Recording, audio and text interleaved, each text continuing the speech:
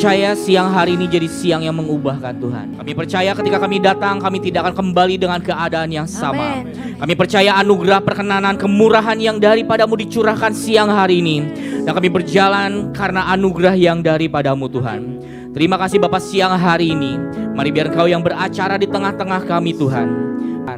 Biarlah semuanya hanya yang berasal daripadamu Tuhan. Mari siapkan hati kami, kuasai lidah bibir hamba-Mu Tuhan, biar hanya dapat menyampaikan apa yang jadi isi hati-Mu Tuhan. Tuhan Yesus Kristus, kami anak-anak-Mu siap menerima yang terbaik yang daripadamu. Di dalam nama Tuhan Yesus Kristus, mari setiap yang percaya sama-sama kita katakan amin. Amin. Silakan duduk Bapak Ibu Saudara sekalian. Shalom. Saudara diberkati hari ini. Berapa banyak yang percaya Tuhan menyediakan yang terbaik buat saudara dan saya siang hari ini? Boleh kasih tepuk tangan sorak-sorai buat Tuhan kita sekali lagi. Baik saudara, hari ini kita akan belajar kebenaran firman Tuhan dari tema Revival. Saudara, tadi pagi saya berpikir setelah doa jam 5, setelah doa bagi Indonesia, saya berpikir wah saya mau istirahat, saya mau tidur lagi gitu ya, persiapan. Tapi kemudian saat saya baca firman, Tuhan berkata ganti nak. Nah, akhirnya ini baru selesai tadi ya, gitu ya. Saya coba merangkum sedikit apa yang Tuhan taruh di hati. Dan Tuhan katakan ada sebuah pesan yang Tuhan mau beri buat teman-teman di tempat ini. Dan juga buat Bapak Ibu Saudara yang streaming, mari terima kebenaran firman Tuhan dalam anugerahnya ya. Tema kita survival, oke next. Nah, saya coba artikan survival. Survival adalah sebuah keadaan tetap bertahan hidup atau eksis. Biasanya dalam sebuah musibah, kecelakaan, atau dalam keadaan. Kita sering mengartikan survival sampai sebuah keadaan. Survival bertahannya bukan bertahan biasa saudara. Ini sebuah keadaan di mana saudara dan saya tetap bertahan hidup dalam kondisi yang tidak mudah. Nah saudara, biar dari kebenaran firman Tuhan, kita akan buka dari Lukas 8 ayat 22 sampai yang. Oke, saya akan bacakan. Ini saya ambil sebagian saudara ya. Saya akan bacakan bagi Bapak Ibu Saudara sekalian. Dikatakan demikian. Pada suatu hari Yesus naik ke dalam perahu bersama-sama dengan murid-muridnya.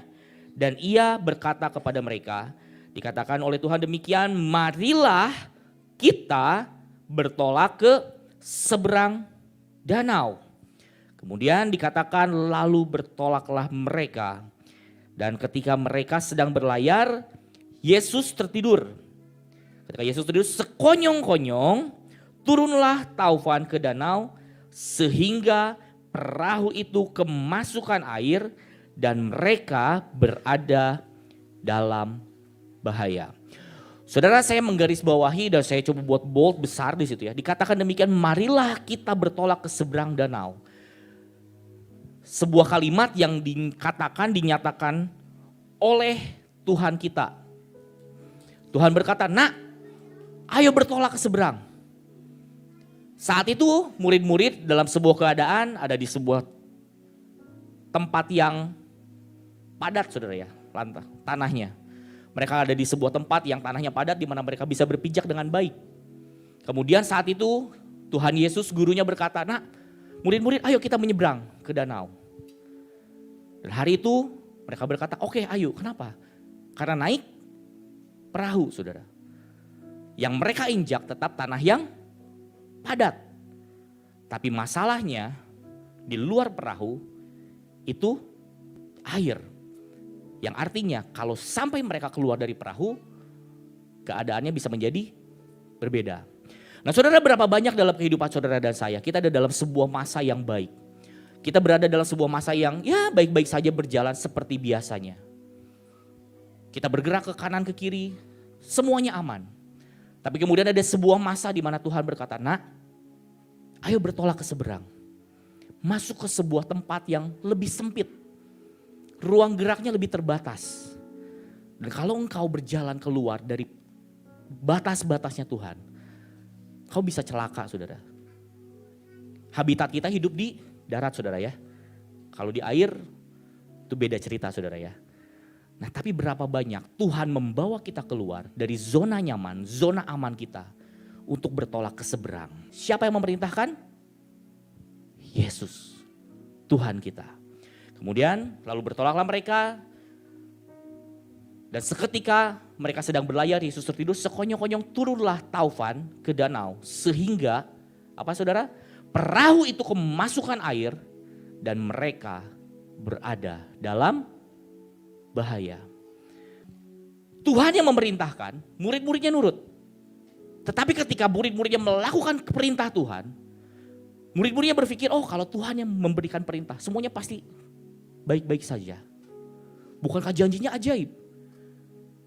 Tapi ada sebuah masa di saat mereka taat, justru perahu mereka kemasukan air. Badai melanda saudara. Kalau cuma badai masih aman. Tapi yang jadi masalah ini nih, perahu itu kemasukan air dan mereka berada dalam bahaya. Berapa banyak anak-anak Tuhan kita berpikir, wah saya sudah nurut perintah Tuhan, saya sudah ikuti. Tapi kenapa kok perahunya kemasukan air? Bukan sekedar badai, tapi kemasukan air. Next. Nah, sudah lihat ya. Saya copy paste ini sebetulnya. Ship, sebuah perahu tidak tenggelam karena air di sekitarnya. Sebuah perahu jadi tenggelam karena air itu masuk ke dalam perahu. Jangan biarkan apa yang terjadi di sekitar saudara masuk ke dalam dan menarik engkau ke bawah. Mulai nangkap saudara? Sebuah perahu dikatakan tidak tenggelam karena air di sekitarnya. Tapi karena airnya masuk ke dalam perahu. Nah masalahnya, firman mencatat airnya masuk ke dalam perahu. Pertanyaan saya, apakah karena murid-muridnya membuat lubang dan membiarkan air masuk? Tidak. Apakah murid-muridnya ketika badai tidak ada persiapan? Persiapan saudara.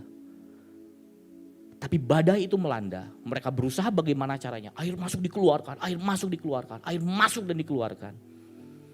Tapi air itu tetap masuk dan mereka dalam bahaya. Next. Nah saudara, ini ada sebuah lirik lagu, bukan lagu rohani sih saudara sebetulnya. Tapi saya catat aja ya, karena kata-katanya cukup bagus. Ini lagu keluar di saat masa pandemi. Judul lagunya Selaras, gak usah dicari nanti saudara ya. Saya bacakan aja buat saudara ya. Saudara liriknya berkata demikian, aku sudah hampir di ujung jalan. Upaya, tenaga dan penghabisan. Murid-muridnya berkata, guru ini semua upaya sudah kita lakukan. Tenaga udah hampir habis. Sudah habis-habisan ini. Yang sudah dan sedang diusahakan. Mereka gak diem, mereka berusaha. Saudara saya seringkali menggunakan semua usaha kita. Sudah dilakukan, orang berkata kamu coba ini, sudah. Coba kamu ini, sudah. Yang kamu lakukan sekarang apa? Sedang mengusahakan yang bisa gitu. Dikatakan yang sudah dan sedang diusahakan runtuh terbangun entah sampai kapan. Rasanya semua usaha kita jadi sia-sia dan tidak berguna. Nah, kemudian aku tergerak mencari jawaban. Nah kita mulai bergerak ya, kenapa gitu? Kita cari jawabannya. Aku berjalan mencari alasan. Kita cari alasan gitu kadang-kadang. Kenapa gitu? Kita cari penyebabnya gitu. Langit yang membiru hangat mentari berbisik padaku. Tolong beri kami waktu. Dikatakan ini menarik nih. Ini tentang merawat kehidupan. Saudara tadi kita lihat ya, survival adalah sebuah kondisi di mana keadaannya itu bukan cuma bertahan, tapi bertahan sebuah kondisi antara hidup dan mati. Ini imam sekali ya, berdiri di antara yang hidup dan yang mati ya. Oke? Berapa banyak anak-anak Tuhan mengalami sebuah kondisi di antara hidup dan mati. Apa yang hidup dan yang mati? Keluarga? Hubungan suami istri, usahamu, pelayananmu, passionmu melayani Tuhan. Seringkali ada banyak hal badai yang masuk ke dalam hidup kita dan membuat perahu kita hampir tenggelam. Tidak diupayakan, sangat diupayakan. Mau pakai jurus apa? Deklarasi, sudah. Sembah sujud, sudah. tersungkur, sudah gitu ya. Tapi kenapa kok belum gitu ya. Kerja, belajar, sudah. Semua daya upaya dilakukan. Tapi kok belum menghasilkan. Ini tentang merawat kehidupan gitu ya.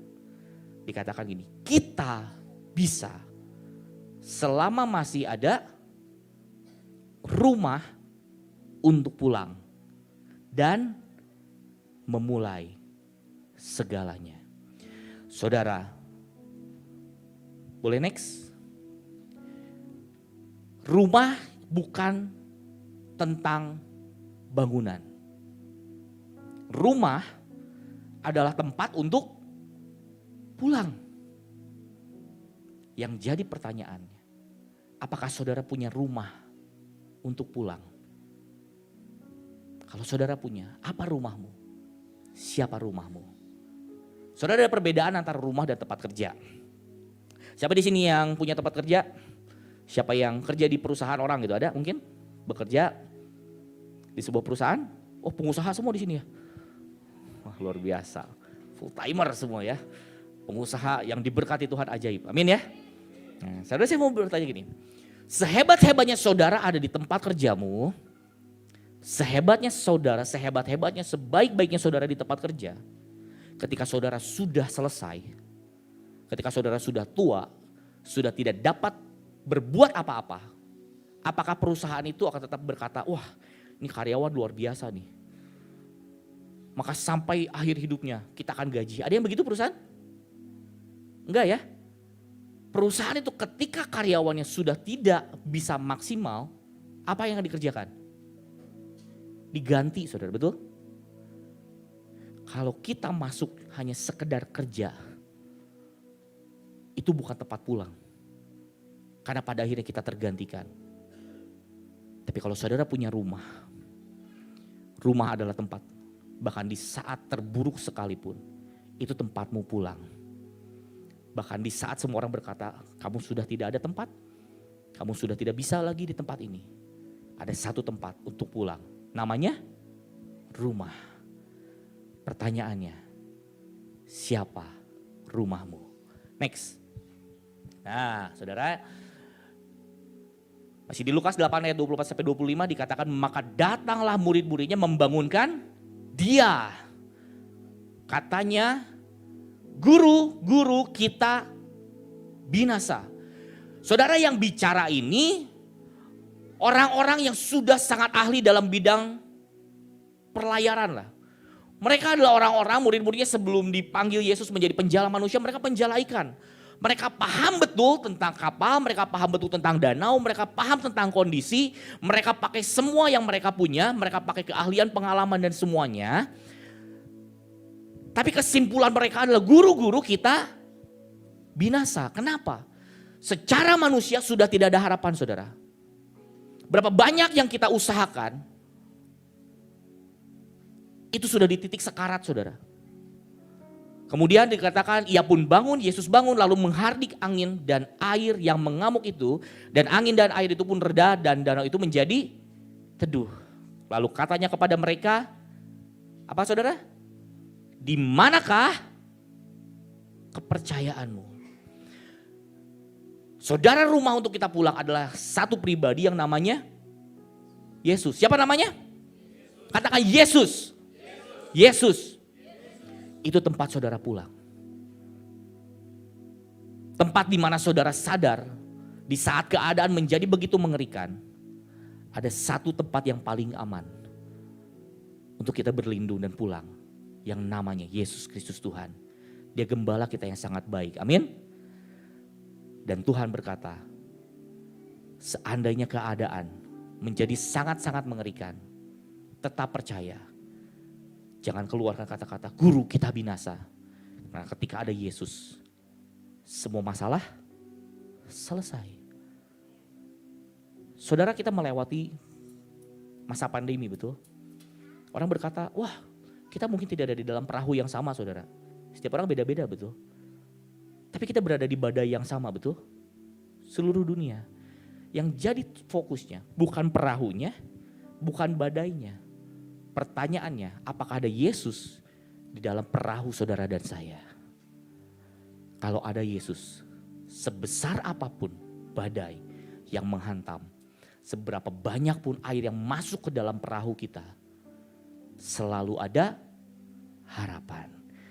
Yang percaya bahwa Yesus sumber segala pengharapan, coba angkat tangan saudara. Mari bilang, Yesus kau pengharapanku. Yesus kau ajaib. Yesus jalan. Yesus kebenaran. Yesus kehidupan. Amin. Mari percaya, jangan pernah menyerah. Nah saudara, ada sebuah kuasa yang diberikan oleh Tuhan kepada kita. Ada kuasa yang namanya kuasa untuk memindahkan gunung. Nah saudara, saya akan bacakan buat saudara ya. Ada di firman. Dikatakan demikian saudara. Dari Markus 11. Pak Markus ya, tersebut namanya. Ayat yang ke-23 saya akan bacakan buat saudara. Aku berkata kepadamu, sesungguhnya barang siapa berkata kepada gunung ini, beranjaklah dan tercampaklah ke dalam laut. Asal tidak bimbang hatinya, tetapi percaya bahwa apa yang dikatakannya itu akan terjadi, maka hal itu akan terjadi baginya. Nah saudara, ada sebuah ayat yang sangat-sangat ajaib. Berapa banyak yang percaya ada kuasa, perkataan ada kuasa yang Tuhan beri dalam hidup saudara? Amin. Amin. Nah saudara, ini ada sebuah kisah. Suatu ketika ada seseorang, dia datang sama Tuhan. Nah ini cerita saudara, dongeng ya, gitu ya. Dia berkata sama Tuhan, Tuhan aku mau bertanya ya. Apakah firman-Mu tetap sama dulu dan sekarang? Tuhan berkata, oh iya sama. Kemudian orang ini kembali bertanya, oke sama ya Tuhan ya. Kan firman berkata bahwa kalau aku memerintahkan gunung itu tercampak ke laut, maka dia akan tercampak. Betul? Betul Tuhan bilang. Berarti kalau aku perintahkan gunung yang di depan itu tercampak. Oke. Sekarang saya tanya Tuhan, kalau gunung masalah dalam hidupku, aku perintahkan tercampak, apakah dia akan tercampak ke laut? Dan Tuhan berkata, oh iya. Nah, biasa orang gitu ya, kok keminter ya. Meminterin Tuhan gitu. Dan dia berkata demikian, kalau begitu Tuhan, tolong buang gunung masalah dalam kehidupanku. Kemudian Tuhan berkata, baiklah. Dan dalam sekejap mata, orang itu tercampak ke laut. Kenapa? Seringkali kita berpikir masalahnya gunung yang di depan. Tapi kalau kita boleh jujur, masalah yang terbesar itu gunung yang di sini saudara. Gunung ketidakpercayaan, gunung kekhawatiran, gunung kepahitan, gunung kekecewaan. Dan kita gak pernah bereskan. Seberapa banyak di tempat ini dan yang streaming rindu untuk gunung-gunung masalah di dalam ini. Boleh Tuhan campakkan keluar dari kehidupan kita. Amin. Mari kita belajar ya lagi. Next. Saudara. Boleh selanjutnya. Nah, masalah atau penghambat utamanya itu seringkali diri kita sendiri. Mungkin pengalaman kita. Mungkin masa lalu kita. Kita berkata, oh saya tahu caranya harus begini gitu. Atau masa lalu, oh dulu saya diberkati. Dulu. Kalau sekarang sedang diproses, nikmati saja. Jangan suka hidup di masa lalu saudara. Oh dulu saya susah, dulu saya begini. Dan Tuhan sudah berkati. Gak move on. Masa lalu ini membuat banyak sebagian besar orang Israel yang keluar dari tanah Mesir gak masuk tanah perjanjian. Mereka selalu berkata dulu di Mesir ada bawang. Dulu dan dulu. Akhirnya mereka gak lihat apa yang di depan. Saudara kita tahu kaca spion penting ya. Saudara naik motor, saudara naik mobil pasti perlu kaca spion. Tapi kan ada filosofinya, kenapa kaca spion dibuatnya kecil. Dan kaca mobil yang depan dibuatnya lebih besar. Karena apa yang di depan lebih penting dari apa yang di belakang. Spion tetap perlu untuk membuat kita hati-hati kalau mau belok saudara. Supaya kita gak nabrak. Tapi kalau fokus kita cuma lihat spion, maka kita akan nabrak yang di depan. So hari ini apapun yang di masa lalu, jadikan itu sebuah pelajaran. Tapi jangan fokus hidup di masa lalumu. Oh dulu saya disakiti, ya itu dulu. Oh dulu saya dikecewakan dulu. Orangnya sudah berubah. Oh tapi enggak, saya kecewa. Tapi orangnya udah berubah. Oh tapi kan saya kecewa gitu. Sudah itu dulu saudara. Yang sekarang sekarang. Berapa banyak yang mau hidup di masa ini? Saudara kalau belajar bahasa Inggris ada 3 ya, ada past, present, ada future. Kata present ini artinya bisa saat ini, tapi bisa juga artinya present itu hadiah.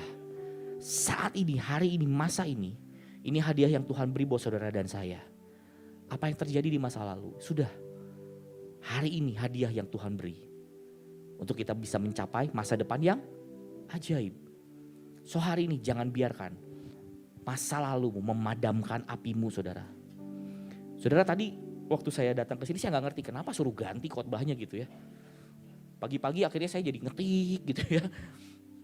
Tapi kemudian waktu saya datang ke sini, Ibu Filia berdoa dan berkata, jangan biarkan api itu padam gitu. Oh gitu. Ini ibu ajaib ya. Kalau lagi biasa ngomongnya tuh lemah lembut, hai gitu ya. Tapi begitu di depan gitu singanya keluar gitu ya. Kayak, jangan biarkan apimu padam. Bahkan sekalipun dirimu sendiri gitu ya. Jangan biarkan gitu. Saya bilang, oh saya mengerti kenapa gitu ya. Tuhan suruh ganti ya. Saudara, jangan biarkan masa lalu itu menghentikan kita dan memadamkan apa yang Tuhan mau beri di depan. Traumamu, bahkan kemenangan di masa lalu. Sorry Tuhan, saudara, ada banyak orang mengalami kekalahan besar. Itu karena ini gak bisa move on saudara. Hidup di kemenangan masa lalu. Dulu saya mengalami Tuhan. Dulu saya bertemu Tuhan dengan muka. Oh dulu. Yang dulu, ya sudah. Pertanyaannya, sekarang apakah saudara mengalami Tuhan? Apakah saudara mengejar Tuhan? Apakah saudara masih mengejar kehendaknya? Saudara cukup bangga dengan dulu saya diurapi. Dulu. Berhenti hidup di masa lalu. Belajar hidup untuk masa depan. Amin. Next. Nah, saudara kita mau belajar, jangan sampai kita melakukan sebuah kesalahan yang Saul lakukan saudara. Nah saudara kita mau belajar, nah kita lihat ya janji apa sih Tuhan yang berikan saat Tuhan mengangkat Saul menjadi raja atas Israel ya. Raja pertama loh saudara. Ini saya buat cepat aja di sini ya saudara ya. Dikatakan 1 Samuel yang 10 ayat yang ke-7 dikatakan maka roh Tuhan akan berkuasa atasmu. Janji yang pertama roh Tuhan akan berkuasa atas Saul. Engkau akan kepenuhan bersama-sama dengan mereka dan berubah menjadi manusia lain. Oke, apabila tanda-tanda ini terjadi kepadamu, nah dikatakan demikian janjinya ya, lakukanlah apa saja yang didapat oleh tanganmu. Sebab apa? Allah menyertai engkau. Janjinya ajaib saudara. Apapun yang ada di tanganmu kerjakan, Allah menyertai. Tapi kemudian selanjutnya boleh? Hasilnya apa? Janjinya Tuhan akan menyertai. Tapi hasil akhirnya Allah menolak Saul. Ada begitu banyak orang terima janji Tuhan yang ajaib. Tapi itu gak pernah hidup dalam kehidupannya. Kenapa? Apakah Allah yang salah? Apakah Tuhan yang salah? Tuhan tidak pernah salah saudara. Masalahnya ada di dalam diri siapa? Kalau Saul, saya gak bilang saudara ya, ini Saul ya. Masalahnya apakah Tuhan? Bukan, ini Saul masalahnya. Kenapa? Dikatakan di 1 Samuel 10 ayat 24 sampai 27, tetapi orang-orang dursila berkata, masakan orang ini dapat menyelamatkan kita? Mereka menghina dia dan tidak membawa persembahan kepadanya. Tapi dikatakan apa? Tetapi ia pura-pura tuli. Nah saudara ini kisahnya Tuhan mengurapi menjadi raja Israel, mengurapi Saul, semua orang bersorak hidup raja. Dan Saul kembali ke rumahnya dengan orang-orang yang gagah perkasa. Bayangkan hampir satu negara menerima dan sungguh-sungguh mengangkat Saul menjadi, mengakui Saul sebagai raja mereka betul. Tetapi dikatakan ada sedikit orang ini, dikatakan bahkan orang-orang dursila loh saudara. Orang-orang dursila ini kadang-kadang jubahnya sedikit tapi mengganggu saudara. Betul ya? Kadang-kadang sedikit kecil tapi itu mengganggu. Dia berkata, mereka berkata dan didengar oleh Saul. Mereka berkata gini, masakan orang ini dapat menyelamatkan kita? Ya kan? Mereka menghina dia dan tidak membawa persembahan kepadanya. Itu kan bentuk pemberontakan awal betul? Karena ada ketetapan-ketetapan yang Tuhan beri, orang Israel harus membawa persembahan ya. Mereka menolak. Tetapi hari itu Saul tidak membereskan hidupnya. Dia pura-pura tuli. Next. Nah, pertanyaan saya, berapa banyak trauma, berapa banyak penolakan, berapa banyak hal di masa lalu, berapa banyak hal yang mengganggu diri saudara, yang itu sampai sekarang masih mengganggu dan menghambat dengan sangat kuat dalam kehidupanmu. Kalau kita ketemu orang ini kayak, aku ditolak gitu. Suatu ketika, saya ini senang belajar psikologi saudara ya. Saya rasanya sering cerita, gak tahu saya pernah cerita di sini atau enggak. Tapi ada seseorang di Bandung, sekarang dia luar biasa sekali. Dia salah seorang penyanyi di tempat kami, dia penyanyi ada di choir. Waktu itu kami bermain gitu ya, saya belajar namanya grafologi, sedikit-sedikit lah ya. Grafologi itu seni membaca tulisan tangan, gitu ya, belajarlah sedikit gitu ya. Waktu saya lihat tulisan dia, saya agak kaget. Karena yang saya tahu, orang ini tuh pemalu, setiap dikasih tanggung jawab, aduh jangan saya. Ayo Kak maju gitu, aduh jangan saya gitu. Tapi waktu saya lihat tulisan tangannya, saya kaget, kenapa gitu. Waktu saya lihat tulisan, ini tipenya tipe pemimpin sebetulnya. Dia harusnya bisa orang yang maju ke depan. Biasanya orang-orang tulis seperti ini tuh orang-orang yang eksis gitu ya. Dia sangat muncul gitu. Tapi hari itu kenapain orang ini kok menarik diri sekali gitu. Karena ini menarik buat saya ajak ketemu, saya ajak ngobrol. Dan waktu saya ngobrol, Ci, kenapa nih? Saya lihat Cici kok gini. Terus akhirnya kami ngobrol dan dia berkata, dia cerita. Suatu ketika dia maju ke depan, saya lupa apakah dia nyanyi atau apa waktu itu. Dan ketika dia lakukan hal tersebut, gurunya berkata gini, udah jangan turun. Udah gak bisa, turun gitu. Dan ternyata hal itu masuk ke dalam jiwanya saudara. Dan sejak hari itu, setiap kali orang ini diminta untuk tampil di depan, dia menolak berkata, jangan, saya gak bisa. Sebuah penolakan, cukup satu kejadian, itu bisa membuat begitu banyak pintu tertutup saudara. Bukan karena pintunya tertutup, tapi karena kita menutup pintu itu sendiri. Dan kita berkata, jangan saya gak bisa. Dan hari itu kita ngobrol, dan hari ini dia jadi seorang pemimpin yang luar biasa di bidangnya. Dia jadi orang kepercayaan. Dia orang yang mengerjakan banyak hal. Kalau saya sebut namanya, pasti Bu Filia tahu. Pak Markus pasti tahu, karena eksis sekarang orangnya. Kenapa? Bereskan yang di dalam. Saudara jangan biarkan kita pura-pura tuli. Bereskan yang di dalam.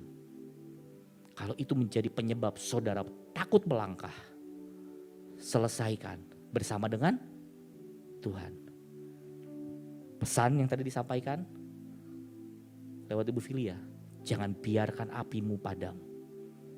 Dan seringkali yang menyebabkan api itu padam bukan yang di luar, tapi yang di dalam. Hari ini saya rindu mengajak setiap kita, mari coba periksa saudara.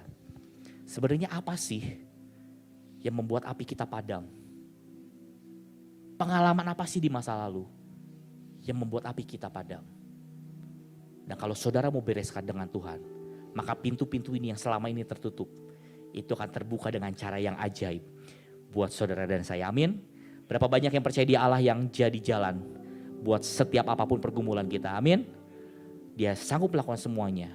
Tapi saudara harus siapkan wadahnya. Amin. So hari ini cek ya.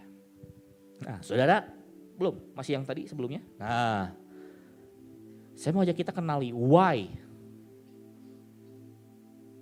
Saudara pernah dengar namanya circle of victory enggak? Lingkaran kemenangan. Pernah dengar? Belum ya. Jadi dalam kehidupan ini ada yang namanya the circle of victory. Lingkaran kemenangan. Apa ya, mungkin ada yang bisa bantu saya gak ya? Seperti tembakan anak panah gitu, ada mau ya? Ya saudara bayangkan lah ya gak apa-apa ya. Ada 3 lingkaran, yang paling dalam itu namanya why, kenapa? Yang lingkaran kedua di luarnya sedikit namanya how, bagaimana? Yang paling luar, yang paling besar itu namanya what, apa? Saya akan cerita ya, saya gak akan panjang di sini. Tapi gini, banyak orang melakukan itu dari luar ke dalam. What, how, why. Apa, bagaimana, kenapa gitu. Saya kasih contoh gini. Saya boleh kasih contoh misalkan siapa ya. Saya satu kali ngajak Pak Markus deh misalkan ya. Suatu ketika gitu ya, Pak Markus gitu ya. Saya mau misalkan contohnya. Pak Markus pelayanan yuk. Ayo. Nah, ya kan? Terus saya tanya, pelayanan apa ya Pak Markus? Wah Pak Markus jago main musik nih. Oh asik nih. Oke kita kolaborasi yuk Pak Markus. Nah, gimana caranya kolaborasi ya? Kita ngobrol, ketemu ya. Akhirnya kita meeting, kita buat project bersama, kita rekaman bersama. Dan terciptalah karya-karya yang ajaib. Begitu Pak Markus pencet satu nada orang rebah. Gitu ya. Tiba-tiba Bu Fili yang ngomong, rebah semua gitu ya. Ajaib. Kemudian berjalan sekian lama, kemudian di satu titik saya tanya, Pak Markus luar biasa ya? Luar biasa. Saya mau tanya, kenapa kita kolaborasi Pak Markus? Gak tahu. Gak tahu ya? Berapa banyak orang melayani Tuhan, melakukan pekerjaan, melayani, bekerja, gak pernah tahu sebenarnya tujuannya buat apa. Saudara dikatakan, melayani yuk, ayo, apa? Oh nari, oh nyanyi, kerja yuk, ayo, kerja, kenapa? Cari duit, kenapa cari duit? Tujuannya gak jelas saudara. Mulai dari why yang paling dalam. Hanya ada 0, sekian persen di dunia ini yang memulai dengan why atau kenapa. Saudara pernah dengar orang yang namanya Bill Gates? Saudara tahu? Bill Gates suatu ketika dahulu kala dia berkata begini, suatu ketika saya punya mimpi setiap rumah punya sebuah alat yang namanya komputer. Mulai dari sebuah mimpi, betul? Pertanyaannya, masa itu memungkinkan tidak saudara? Mana saya tahu Pak. Gitu. Nah sebelum saudara jawab saya kasih cerita. Pada masa itu saat Bill Gates berkata demikian, komputer itu ukurannya sebesar mungkin ruangan ini saudara. Kalau sekarang pakai USB bisa ya. Ukurannya sebesar ruangan ini. Yang pertama. Yang kedua, alatnya harganya mahal sekali. Yang ketiga, yang pakai saat itu militer. Mimpinya setiap rumah punya komputer. Kalau saudara orang yang mendengar mimpi Bill Gates hari itu, apa yang akan saudara katakan? Wah mimpi, gak mungkin betul ya? Tapi hari ini siapa yang gak pegang handphone? Ini komputer loh saudara, betul? Isinya ini program-program komputer, betul? Bahkan bukan cuma setiap rumah, satu rumah tuh punya berapa kayak begini. Sebuah hal besar dimulai dari mimpi yang besar, dari tujuan yang jelas. Pelayanan yang besar, pekerjaan yang besar harus dimulai dari tujuan dan mimpi yang besar apa? Tujuan why-nya harus Yesus. Kalau tujuannya bukan Tuhan, berantakan saudara. Saudara bisa melayani dengan ajaib, satu titik ada kekosongan di dalam. Saudara bisa bekerja dengan sangat ajaib, tiba-tiba kosong di dalam. Saudara jadi seorang suami, saudara jadi seorang istri, saudara jadi seorang anak, nggak ngerti tujuan hidupmu, kosong. Saudara bekerja, dapat uang banyak, oh saya akan bahagia kalau punya uang banyak, begitu punya uang banyak buat apa? Kosong. Karena kita nggak ngerti why. Cari yang paling dalam. Saudara mau survive? Saudara mau bisa melewati setiap masa tersulit dalam kehidupan? Kenali tujuannya. Kalau tujuannya Yesus, dia gak pernah gagal. Amin. Jangan biarkan yang di luar masuk memadamkan semuanya. Karena ada satu api yang tidak pernah padam. Dan api itu adalah Roh Tuhan sendiri. Amin. Cara Tuhan, bukan cara manusia. Kalau saudara ngerti tujuannya buat Tuhan, maka saudara gak akan paksakan rencana kita, cara kita. Tapi kita akan pakai dan izinkan Tuhan beracara dalam kehidupan saudara dan saya. Amin. Kalau kita tahu Tuhan saya gak bisa ngampuni, terlalu sakit, datang sama Tuhan. Saya minta Tuhan, caranya gimana? Tuhan akan merekayasa. Saudara, saya mau kasih kesaksian sedikit. Boleh ya? 2 hari lalu saya ini kehilangan dompet, saudara. Jadi dompet saya itu entah di mana dompetku berada gitu kan. Sakit kepala gitu. Kenapa? KTP saya di situ, saudara. 2 hari lalu saya kehilangan dompet, saya harus berangkat ke Solo, bayangkan. Saya diem, ini saya berangkatnya gimana gitu ya. Kadang kan kita butuh KTP, betul? Untuk bepergian gitu. Dengan kendaraan transportasi umum itu kan perlu KTP, betul? Saya mikir, Tuhan, yopo gitu ya. Saya coba cari, maaf 3 hari lalu. Sampai besoknya gak ketemu, saudara. Saya cari gak ada. Saya coba cari di mobil, gak ada. Saya coba bongkar rumah, gak ada, saudara. Sampai satu titik saya udah hopeless. Ya Tuhan, gimana? Segala daya upaya sudah dikerjakan ya. Sampai terakhir saya cuman bisa, Tuhan tolong pelayanan malaikat. Malaikat balikin lah, saya bilang. Dan saya tidur siang, saudara. Waktu itu badan saya agak kecapean karena waktu kegiatan cukup padat minggu ini. Saya tidur, dan waktu tidur saya mimpi, saudara. Di mimpi itu dompetnya ada di lantai mobil. Saya bangun, ya, apakah saya langsung ke mobil? Tidak, ternyata. Karena saya masih mikir ini dompet di mana gitu. Padahal udah dikasih mimpi loh, saudara. Waktu saya kayaknya di mobil deh. Waktu saya mau ke bawah, istri saya bilang, "Pih, coba di mobil nggak?" Nggak tahu. Yaudah coba mencari ya. Istri saya berkata, ada kemudian dia cari di mobil. Karena dia cari di mobil, ya saya cari di kamar. Dompet saya mana gitu. Di tempat make upnya, istri saya takutnya nyelip gitu ya. Bukan karena dia nyumputin, karena saya memang suka nyimpennya sembarangan kadang-kadang gitu ya. Gitu. Nah kemudian istri saya ke atas, ada nggak Mi? Gak ada. Aduh gimana ya gitu. Kemudian saya datang ke bawah,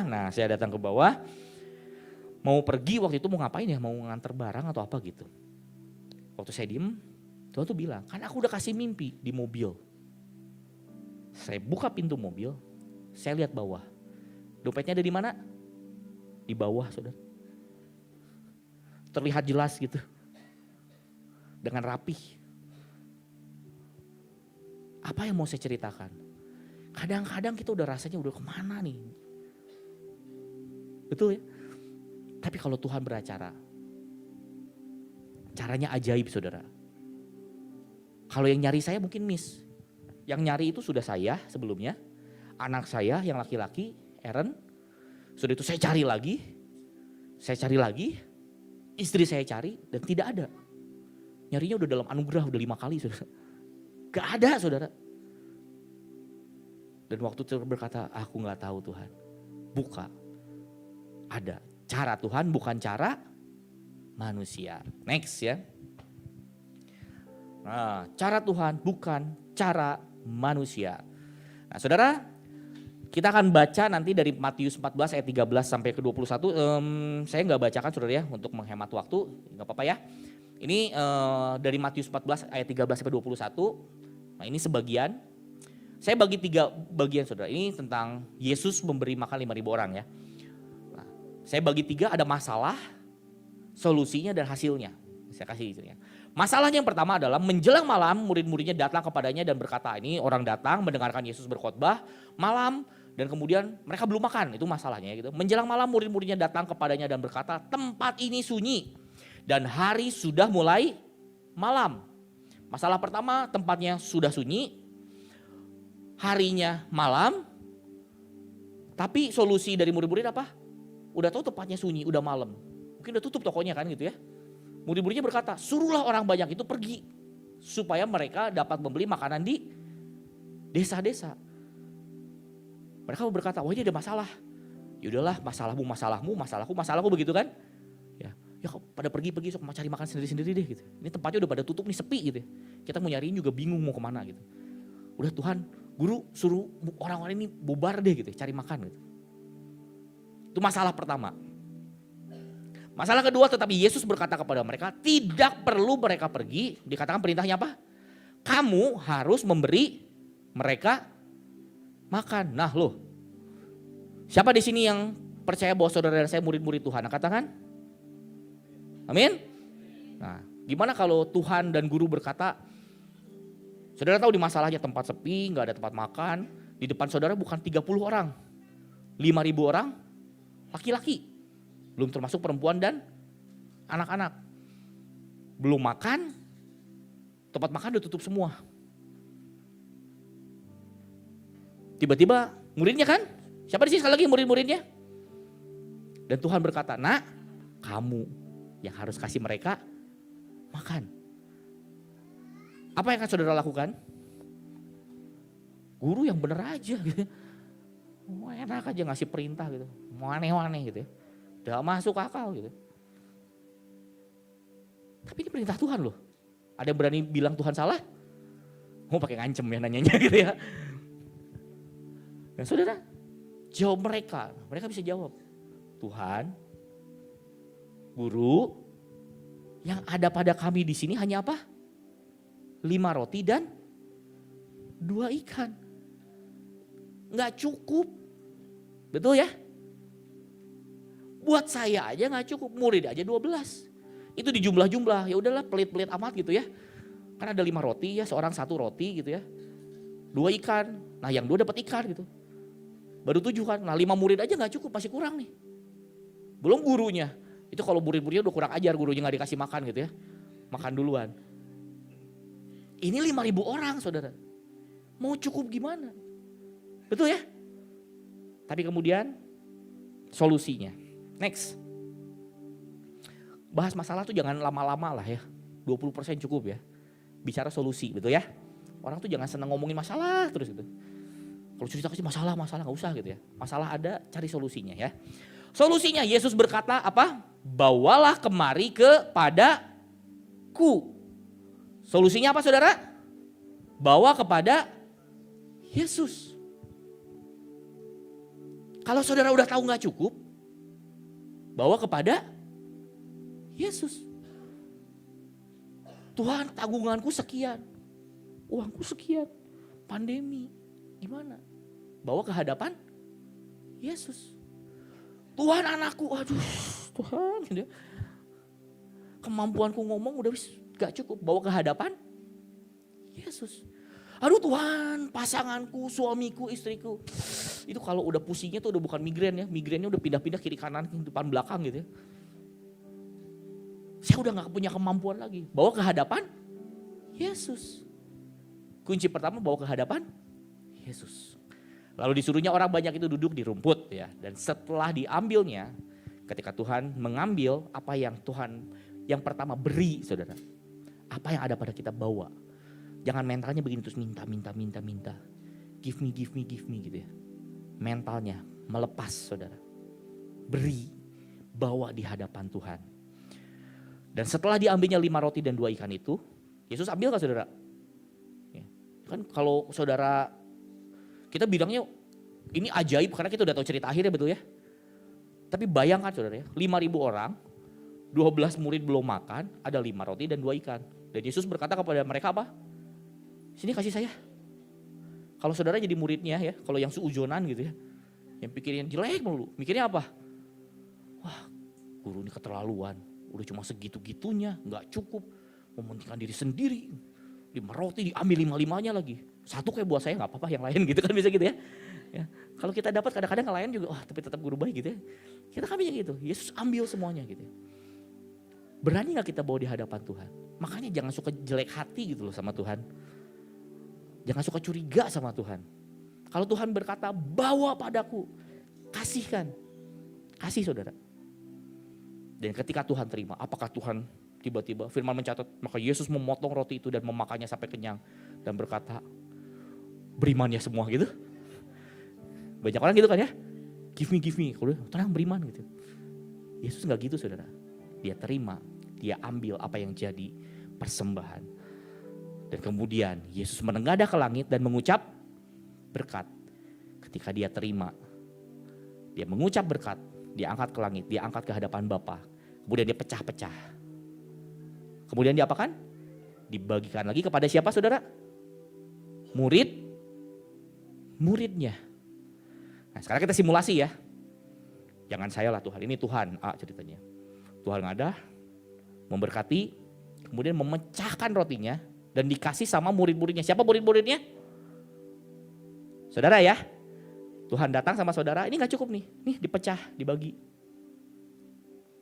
Ketika dipecah-pecah, cukup gak buat 5.000 sebetulnya secara pikiran manusia? Gak cukup ya? Apa yang harus saudara lakukan? Gampang, copy paste. Tahu? Bahasa gampangnya apa? Tiru apa yang Tuhan lakukan.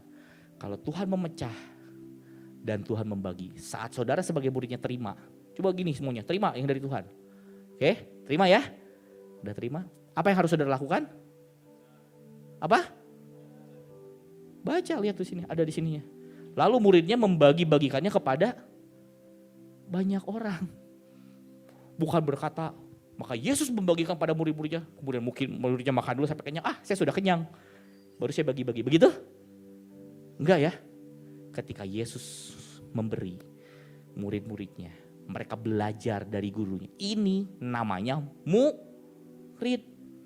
Murid itu mengikuti apa yang gurunya lakukan. Kalau guru ngajarnya 1 tambah 1 sama dengan 2, maka kalau ditanya sama yang lain 1 tambah 1 berapa saudara? 2, betul? Karena itu adalah murid. Nah seringkali kita berkata, siapa murid Tuhan? Saya. Tapi Tuhan ngajarin A, kita kerjakannya bukan B, Z. Betul ya? Kuncinya, serahkan ke tangan Tuhan. Dan ketika Tuhan beri sama kita lagi, jangan semuanya tentang perut kita saudara. Belajar berbagi, belajar berbagi, belajar berbagi. Lihat sekelilingmu, siapa yang lapar, bagi. Lapar ini gak bicara soal perut aja saudara. Dia mungkin lapar perhatian, dia lapar mungkin tentang banyak hal. Bisakah saudara menjadi saluran berkat? Dan saudara berkata, saya aja kurang perhatian merhatiin orang gitu ya. Ketika saudara berbagi perhatian, maka Tuhan akan memberikan yang lebih ajaib, betul? Oh saya sama orang tua saya kurang diperhatikan, maka saya tidak memperhatikan anak saya, gak bisa beri perhatian. Beri, beri dan beri, maka Tuhan akan berikan. Nah hasilnya apa? Next. Hasilnya adalah dan mereka semuanya, katakan ya, mereka semuanya. Bukan cuma murid-muridnya ya, maka mereka semuanya makan sampai kenyang. Kemudian orang mengumpulkan potongan-potongan roti yang sisa. Berapa? 12 bakul penuh. 12 murid, 12 bakul. Bicara soal apa? Setiap orang dapat kelimpahan. 12 bicara apa? 12 bulan dalam 1 tahun. Setiap hari dalam kehidupanmu tidak pernah kekurangan. Kalau saudara belajar untuk jadi saluran yang baik, maka Tuhan yang jamin kehidupan setiap kita. Amin. Next. Nah, ada yang menarik ya. Perintahnya tadi apa saudara? Kamu harus memberi mereka makan. Perintah ke muridnya gitu ya. Saudara muridnya dapat perintah begitu betul? Tapi coba baca judulnya apa? Dari tadi saya tulis di sini nih. Yesus memberi makan 5.000 orang. Judulnya 12 murid memberi makan 5.000 orang gitu. Siapa yang kasih makan? Siapa yang kasih makan? Perintahnya buat siapa? Buat saudara dan saya, betul. Tapi kalau Tuhan yang nyuruh, Dia Allah yang memperlengkapi. Itu Tuhan saudara. Kalau Tuhan suruh lakukan sesuatu, Tuhan yang memperlengkapi. Jadi hari ini yuk belajar percaya. Mudah tidak? Oh tentu tidak. Bicara mudah, lakukan bisa dalam anugerah Tuhan. Next ya. Nih saudara perhatikan ya. Rotinya tidak jadi besar, betul? Ikannya tidak jadi besar. Apakah ketika diangkat tiba-tiba rotinya berubah besar gitu ya. Dan orang berkata yeay gitu ya. Cukup buah sebuah. Begitu? Enggak ya? Tetap kecil betul? Tapi yang kecil ini ketika kita salurkan, itu akan terus terjadi pelipat ganda dan tidak pernah habis. Bahkan sampai menjadi kelimpahan. Mungkin mata kita gak lihat saudara.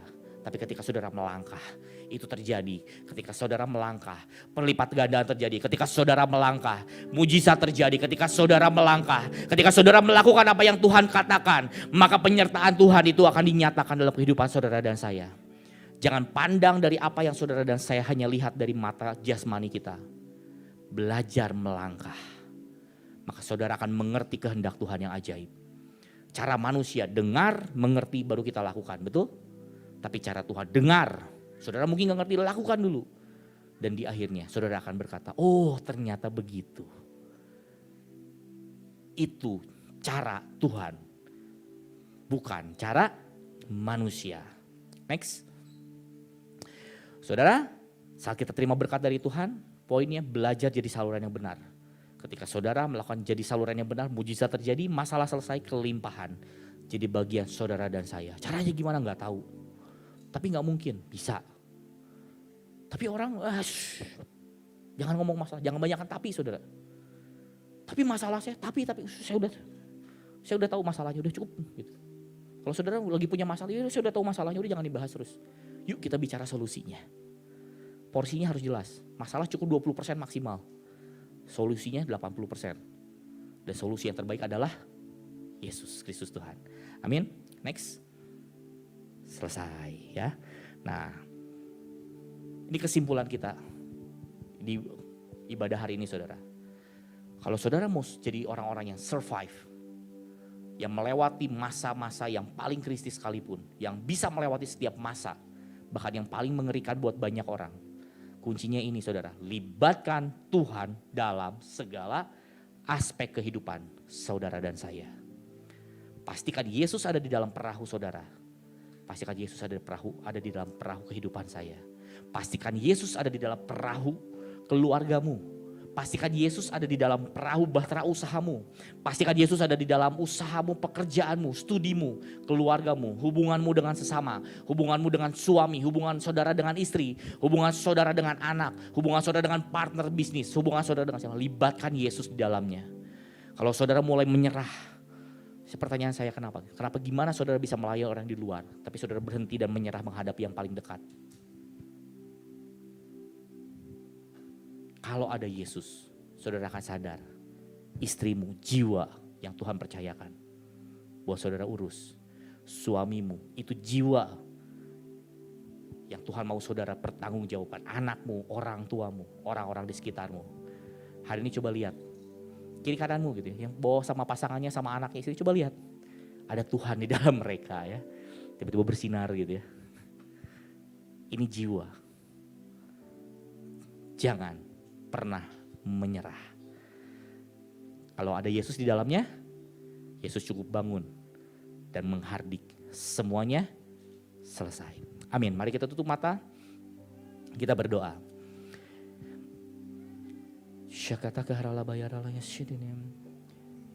Hidupku menggenapi firman-Mu, tanda mujizat sertai tiap langkahku. Kau beserta kami Tuhan,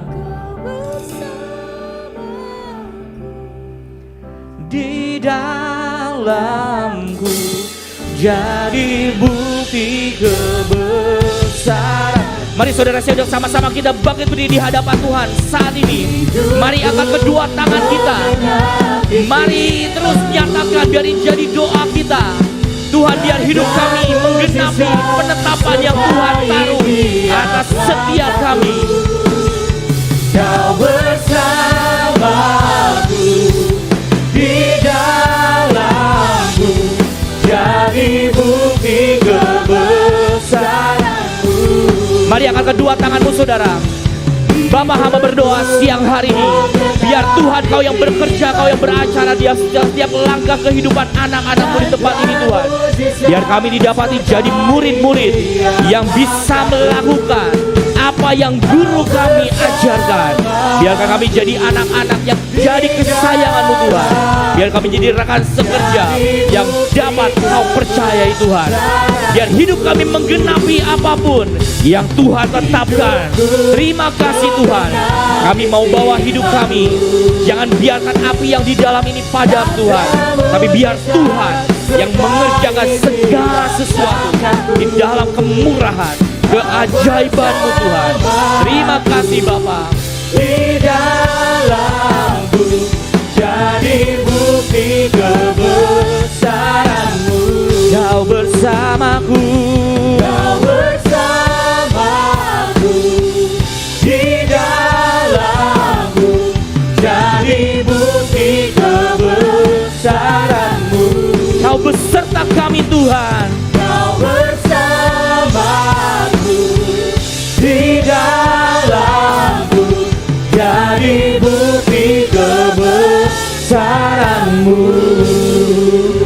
Hamba selesai tapi kau yang terus beracara Tuhan.